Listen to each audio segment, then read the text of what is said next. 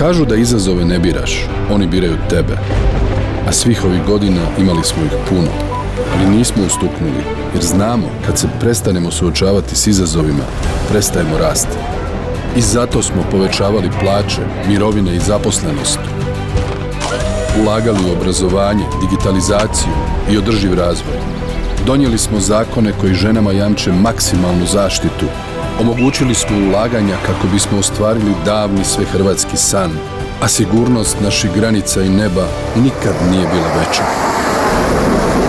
Sad je pred nama izazov koji smo sami sebi postavili. Učiniti Hrvatsku boljom nego što je ikad prije bila. I budite mirni.